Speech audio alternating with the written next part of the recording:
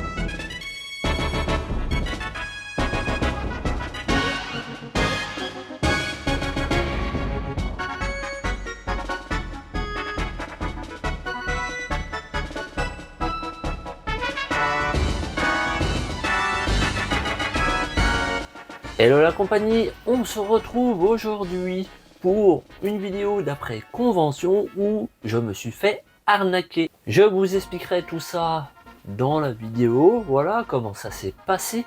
En attendant, je vous souhaite une très bonne année puisque c'est tout simplement la première. Voilà, j'ai traîné un petit peu, j'ai plein de choses à vous montrer. Depuis ces derniers mois, on s'est fait plaisir. Il y a eu Noël, il y a eu les soldes. Donc j'ai quand même pas mal de choses à vous présenter. Mais dans cette vidéo, je vais vous présenter donc les achats que j'ai pu faire à cette convention. C'est, ils appellent ça le Market Vintage Retro Gaming.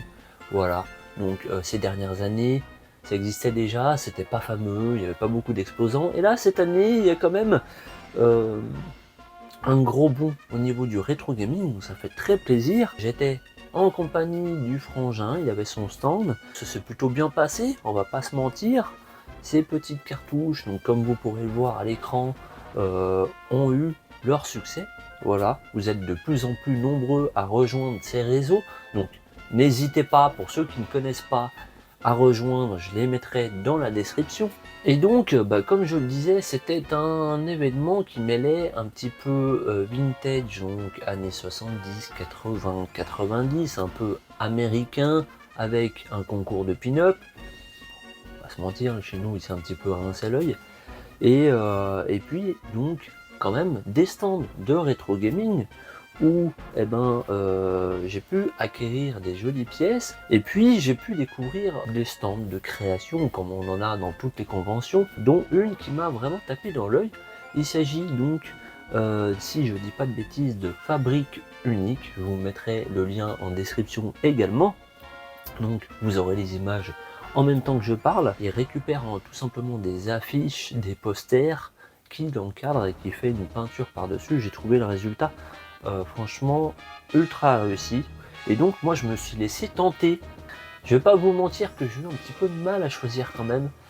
Il y en avait pour tous les goûts, entre Retour vers le futur, qui s'y avait du Studio Ghibli, du Naruto, du Dragon Ball Z, et puis il y avait du Pokémon. Voilà, donc c'est pas forcément ma cam plus que ça, mais j'y trouve quand même assez mignon, et mon fils étant à fond dedans, bah voilà, je me suis pas fait plaisir moi sur ce stand en tout cas, mais j'ai voulu faire plaisir au piston. Voilà, donc je lui ai pris ce petit cadre vraiment magnifique du set de base. Voilà, donc je ne sais pas ce que vous en pensez, mais franchement le résultat est vraiment dingue, et j'ai bien envie de lui repasser commande. Voilà, donc comme je vous le disais, je vous mettrai les liens en description. N'hésitez pas à aller voir la page Facebook et la page Instagram. Alors, ils n'ont pas de site de commande, c'est prévu apparemment, de ce qu'ils m'ont dit, ils vont faire un site. Mais en attendant, vous pouvez les contacter par message privé et tout simplement leur proposer, soit vous regardez sur les réseaux, vous voyez une pièce qui vous plaît, Soit si elle n'y est plus, parce que ce sont des modèles uniques, bah vous pouvez passer commande. Voilà, vous proposez une image, un sujet et ils vous le font. Les prix sont en général assez abordables, ça dépend de la taille. Ça va de 25 €, 29 € je crois à 60 voire plus. Voilà, ça dépend de la taille. Donc n'hésitez pas à aller voir, franchement ça vaut le coup d'œil, il y a des très jolis trucs. En face de notre stand, eh ben, il y avait un stand des années 70. Donc vous voyez le style tout orange, les meubles orange, les tapis orange, les rideaux, les pendules des années 70, enfin tout ce qui allait vraiment pour faire le salon des années 70. Il y avait un petit coin jouets vintage où il y avait un petit peu de tout. Voilà, ça allait des jouets années 60 jusqu'à 80, 90 peut-être. Et donc, bah, j'ai pu trouver un truc complètement improbable dans une des caisses où il y avait tout et n'importe quoi. J'ai pu trouver un booster tout neuf. Alors un booster, je sais pas si on peut appeler ça un booster, mais c'est un paquet tout neuf de cartes Dragon Ball Z. Donc ça c'est les séries japonaises et Changing Card. Voilà, hop. Et donc le truc tout neuf, vous voyez, avec son emballage d'origine pour la somme de 5 €. Donc j'ai trouvé ça pas déconnant. Donc je sais pas si ça se verra à la caméra parce que j'ai pas le retour. Voilà. Donc je me suis pris ce petit paquet pour la collection Dragon Ball Z. Je suis vachement content, j'en avais jamais eu. Enfin, j'en ai de ces cartes mais j'avais pas ce paquet. Donc voilà, franchement ça fait très plaisir pour la somme de 5 €. Bon, nous voici avec l'ami Vintoys. C'est moi. Voilà, donc pendant cette convention. Oui, c'est pas une convention. salon vintage. Ouais, Je crois que c'est comme ça qu'ils appellent. Market vintage même. Market Vintage. Bon, c'est un peu mieux que l'année dernière quand même. Hein. Ouais, il y a des stands plutôt sympas, du monde. Ouais, c'est chouette. Chouette petit salon. Ouais, c'est voilà. Ça va en grandissant, c'est vraiment pas mal. Oui, c'est vrai. Et donc, pourquoi on est ensemble sur cette vidéo? Eh bien, tout simplement parce qu'on a reçu un petit colis. On s'est dit, allez, on va l'ouvrir ensemble. Un petit unboxing. Voilà. Donc, pour l'histoire, pour ceux qui me suivent, vous savez que j'ai souvent un contact qui me trouve des jouets vintage. Et donc, j'avais pensé à l'ami Vintoys. Eh oui. Et puis, Il est gentil. il s'avère qu'il avait déjà passé sa commande. Donc, on a groupé notre commande. C'est pour ça qu'on monte ça ensemble. C'est ça, on a le même dealer. Voilà. Donc, ce sont des jouets assez virils. Hein. Ah oui, là on est dans du truc très masculin, très viril. La preuve, Et- c'est que j'arrive pas à l'ouvrir. Bah, en fait, essaie d'ouvrir avec un tournevis. C'est dur de déchirer un scotch avec un tournevis. Ouais, qu'est-ce que tu veux, on fait avec les moyens du bord. Hein, C'est ça. comme ça. Donc oui, c'est un colis qu'on attend depuis, quelques jours. Non, il a été super rapide. Il a été est toujours rapide, super ouais. rapide. Très rapide. Voilà. Alors, petit indice, c'est vintage, hein, forcément. Voilà. C'est de la Et nostalgie. Toi, t'as été assez raisonnable. Oui, Tu m'as dit que ouais. tu n'avais pas pris beaucoup. Non, j'étais raisonnable parce que, voilà, je voulais en laisser pour les autres, je suis comme ça. Parce qu'il moi, y avait été- pas mal de choix et voilà. J'étais un peu moins raisonnable, j'en ai C'est pris vrai un peu plus. Ouh là là, ah ouais, toi tu Voilà. t'es... Ah bah voilà, alors moi, Donc, ouais, Bah, ça, c'est la tienne. ma petite enveloppe. Et moi, j'ai tout ça. Et toi, ok, et ben écoute, bah bon, c'est les mêmes, de toute façon, c'est la ouais. même chose alors. Donc, en fait, il s'agit tout simplement des babies. Voilà. Incroyable. Des petits babies comme ça, Les petits bébés dans les pochettes surprises. d'époque. Exactement. Donc pas ouvert, hein. Bah ouais, ils sont Ouais. tout neufs. Incroyable. Instant SMR. SMR. Voilà, je viens devant le micro. Voilà. Donc moi, tout simplement, j'ai pris en fait un paquet de chaque, enfin 2 paquets de chaque. Ok. Je sais plus ce que j'ai commandé. Ouais, alors Euh, t'as les séries Voilà, j'ai toutes les couleurs. roses. Alors quand Tout on parlait simplement. de jouets virils, effectivement, en même temps, arrêtons de faire ces quiproquos de genre. Nous, on aime bien les bébés. Bah ouais, voilà, les petits bébés. Donc Voilà. on aura eu nos bébés ensemble. On a eu nos bébés. Voilà, on est fiers de vous annoncer que nous avons eu une portée de combien? Il y en a pas mal, t'as combien de Et sachets là? je sais plus, il y en a une dizaine. J'ai pris 2 de chaque. Oh, regarde, t'as même des versions italiennes et on les voit un petit peu à Ah travers. voilà, j'ai pris des petits. Pour ceux qui se rappellent plus ce que c'était, voilà, c'est ces petits bébés roses. Alors il y en avait aussi en couleur. Et puis on ouvrait ça, on achetait ça dans les marchands de tabac ou de journaux. C'est ça. C'était pour les garçons, on avait aussi les Cosmix, C'est ça. on avait Et les Termitor. les Termitor. Voilà. Et les encore plus anciens, il y avait aussi les Monster in My Pocket. C'était Alors un ça, petit peu j'ai pas aussi, connu. voilà, Ouais, j'ai pas connu vieux. ça. Des pochettes surprises. Ouais. Et c'est vrai que j'ai le souvenir dans les cours d'école, les filles en raffolaient, elles en avaient plein. Et on était passés à côté, nous, les garçons. C'est ça. Donc maintenant, on se rattrape. Voilà. Ouais, c'est pour Hein. le délire, c'est pour la pièce vintage. Bah, c'est ça. Voilà. Non, Je mais vais c'est les très sympa. afficher et voilà. C'est sympa parce qu'en plus de les retrouver en plusieurs pays, version pays, je trouve ça très sympa. Là, c'est Lil Baby. Là, t'en as en version française, C'est quoi, italienne. mini, donc, mini baby. Donc voilà, là, il y en t'avais a des deux. mini. Ouais. Deux, voilà. Et puis surtout, ça n'a jamais été ouvert, quoi. Donc, c'est 1990. Putain, Donc j'avais 2 ans. T'avais 2 ans. J'avais 2 ans. T'avais l'âge des babies qui Ouais. sont dedans, C'est ça. avec leurs fesses toutes roses. Ouais. Donc, Mais c'est cute. voilà, c'est cool. Ouais. Petit Bah, moi, moment c'est pareil. unboxing. Voilà, tout petit moment simplement. unboxing. Moi, c'est pareil. Non, je déconne. Moi, j'ai les muscleurs là-dedans. Non, j'ai aussi des babies. Voilà. Des petits babies tout mignons. Donc voilà, Petite pochette. si jamais ça vous intéresse de vous en procurer, j'ai le contact. N'hésitez pas à me dire en commentaire. La et bonne puis, cam. je vous donnerai le contact. Voilà. Ouais, exactement. Un gars vraiment très très cool qui fait des prix corrects. Ouais, Et voilà. c'est clair. Il y a Donc, toujours un tas de marchandises super cool. Ouais, c'est vrai. Très bien. Bah écoute, ça m'a fait plaisir de partager ce deal avec toi. Hein voilà, je me sens un petit peu. Je me sens tout drôle, tout chose. Là, on est tout rose, on est dans les bébés, c'est bien. Voilà. Bon, Bon, sur ce, je vous laisse sur la suite de la vidéo. ciao.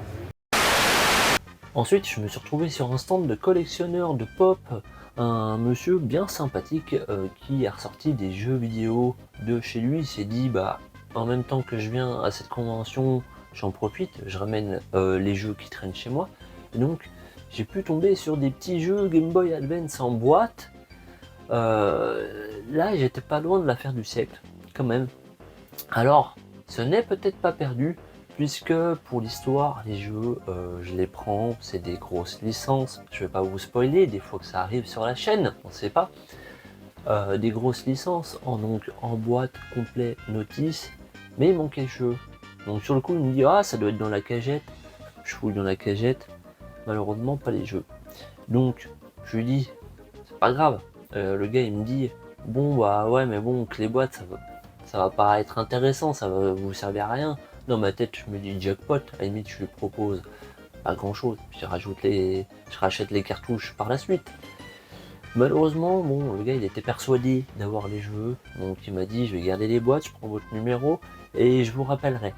Donc, bah, pour l'instant, il m'a pas rappelé, il a dû retrouver les jeux, mais si jamais ça arrive sur la chaîne, les gars, préparez-vous, cramponnez-vous, il y a du lourd et avec un peu de chance, les prix qu'il m'avait annoncé, s'il reste sur ces prix, je me mets très bien. Donc, bah, sur ce stand, j'ai quand même pu me prendre une petite console en boîte.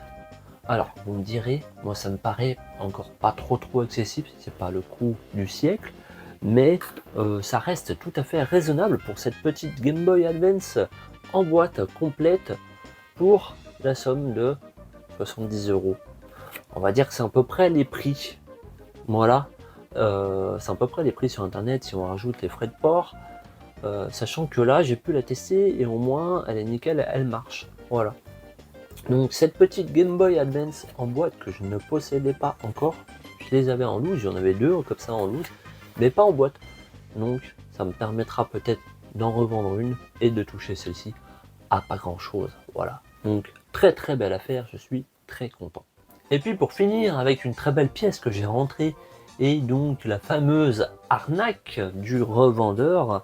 Alors arnaque, on va y venir, je vais déjà vous présenter la pièce.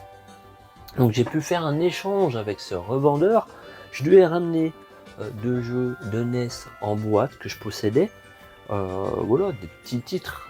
Et donc je lui ai échangé contre, alors je vais vous le sortir de la Crystal Box, contre ce petit Castle of Illusion, voilà, en boîte, complet. Voilà, je ne veux pas vous le déballer, il est complet, la cartouche est nickel, la notice est nickel, je crois même qu'elle est protégée. Donc ce petit Castle of Illusion que j'avais en loose mais pas en boîte, donc c'est très cool parce que je commence à avoir quelques petits jeux quand même sur la Game Gear, ça fait bien plaisir. Donc au final celui-ci ne m'est revenu à rien du tout, entre guillemets. Cette fois-ci là j'ai pas dépensé des sous, mais voilà, j'avais dépensé des sous les fois d'avant pour les autres jeux que j'ai pu lui échanger. Donc très très content pour cette très belle pièce. Il y avait d'ailleurs 2 autres très belles pièces, mais bon, les prix c'était pas les mêmes. Et donc l'arnaque en question, alors c'est une arnaque sans être une arnaque. Il avait des jolies pièces, alors je ne vous dirai pas ce que c'est pour éviter potentiellement de le retrouver, puis c'est un revendeur qui est un petit peu sur toutes les conventions, voilà. Qu'est-ce qui s'est passé? Il s'est passé que j'avais flashé sur une pièce qu'il avait, que je recherchais depuis un certain temps pour ma collection. Il l'avait, voilà, et donc je lui avais ramené d'autres jeux pour faire un échange. Il y avait plusieurs jeux qui m'intéressaient, mais dont celui-ci, et du coup j'avais pris un autre.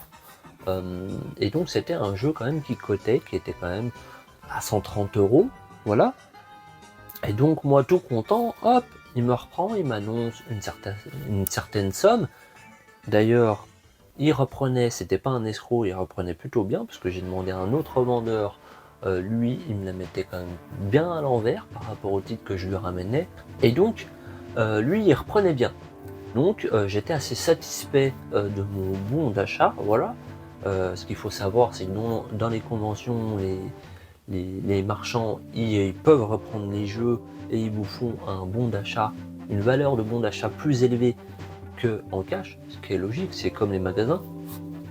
Et donc là, j'en étais content, tout simplement. J'étais assez content. On était sur 2/3 de la valeur si je vendais au détail sur internet, donc c'était tout à fait correct. Et donc j'avais flashé sur ces 2 jeux. Je ne dirais pas les titres, parce qu'après ça va être facilement retrouvable. Donc, je peux pas lui créer d'embrouille, puisque je lui laisse le bénéfice du doute. C'est un gars qui me paraît honnête, voilà. Mais ce qui s'est passé, c'est que le jeu en question, je le prends, on procède à l'échange. Je vais voir le poteau Vintage sur son stand, je lui montre, tout content.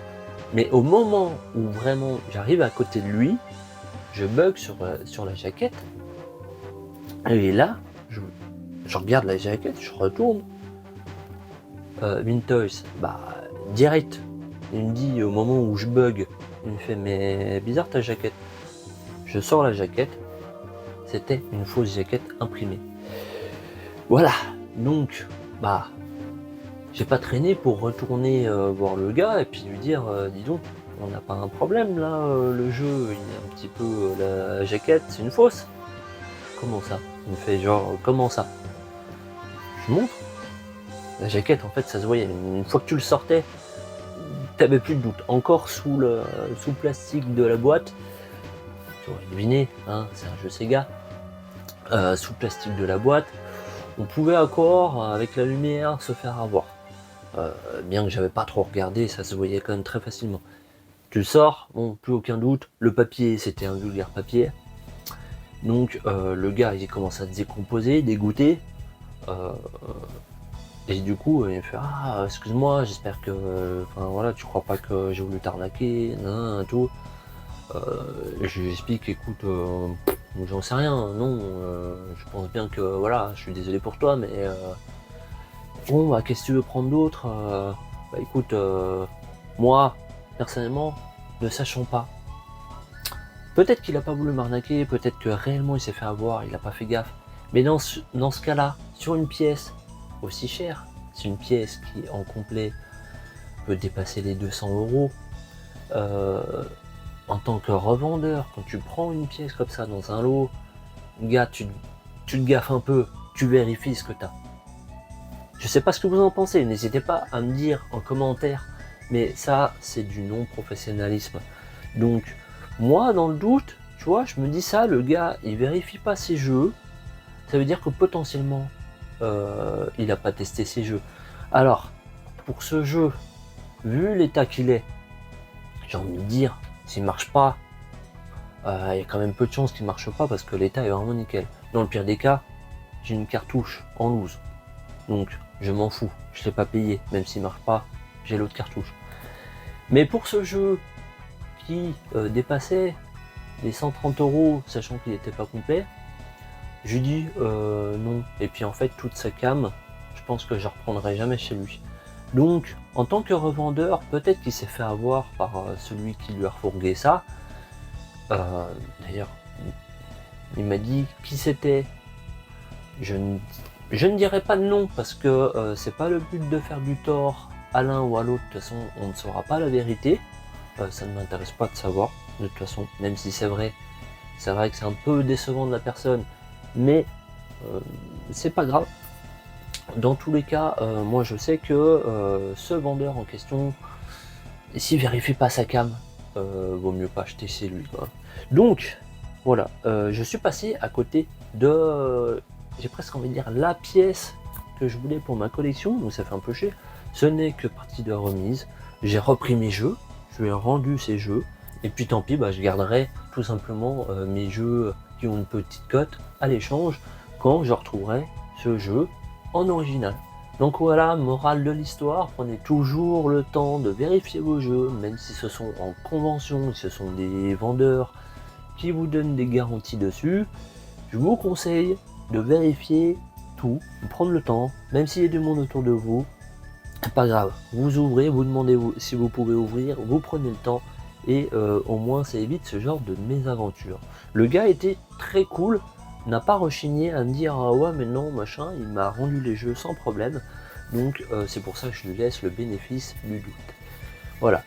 Bref, la convention en tout cas était très bien, c'est pas vraiment une convention pour l'instant. Il y avait quand même des stands de jeux vidéo, certains stands de vendeurs, donc ça va en grandissant. Donc, comme vous l'avez vu, ça se passait en Haute-Savoie à La Roche-sur-Foron, c'est tous les ans. Donc, n'hésitez pas peut-être à réserver votre date, c'est toujours autour de fin janvier. Sur ce, j'espère que la vidéo vous aura plu. N'hésitez pas à faire tout ce qu'il faut et rester connecté parce que bientôt arrivent les achats des soldes, Noël, et puis quelques achats et même cadeaux. Voilà, j'ai encore les poteaux, un ou deux poteaux qui m'ont fait des cadeaux, les gars. Pareil, vous n'êtes pas prêts et vous n'allez pas me croire. Donc, sur ce, je vous dis à très bientôt pour une prochaine vidéo. Ciao!